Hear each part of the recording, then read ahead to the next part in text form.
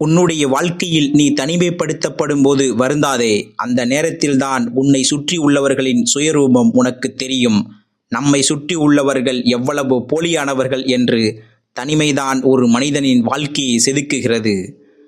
கவலையோ குழப்பமோ கலங்காதிரு. துணையாக யாரும் இல்லை என்றாலும் தைரியமாக இரு. தாங்க இயலாத துன்பம் என்றாலும் தன்னம்பிக்கையோடு இரு. இயற்கையுடன் இணைந்திரு. நிதானத்தை கடைபிடி. நேரம் ஆக ஆக தெளிந்து நிற்கும் நீரைப் போல நிலைமை சரியாகும், மனசும் தெளிவாகும். சிரித்து கொண்டே கடந்து விடுங்கள். உங்கள் கஷ்டங்களை மட்டுமல்ல, உங்களை கலங்க வைத்தவர்களையும். ஜெயித்து கொண்டே இரு. நீ வளரும் வரை அல்ல, உன்னை வெறுத்தவர்கள் உன்னை வாழ்த்தும் வரை. தன்னம்பிக்கையுடன் போராடு.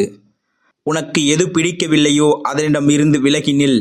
பொருளானாலும் உறவானாலும் அதனையே நினைத்து உடலையும் உள்ளத்தையும் வருத்திக் கொள்ளாதே. அதனால் பாதிக்கப்படுவது நீ மட்டுமே. உனக்கு துரோகம் இழைத்தவர்களை நீ பழிவாங்காதே. அதை காலத்திடம் ஒப்படைத்துவிட்டு நீ அமைதியாக இரு.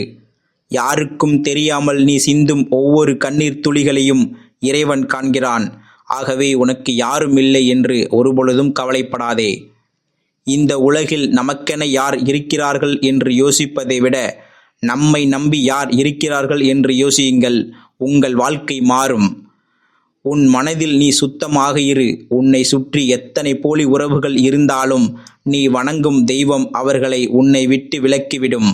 ஏமாந்து விட்டோம் என தலைகுனியாதே. எவனையும் ஏமாற்றி பிழைக்கும் பழக்கம் எனக்கில்லை என்று கர்வம் கொள். தலை நிமிர்ந்து நில். துணிந்து ஓடு.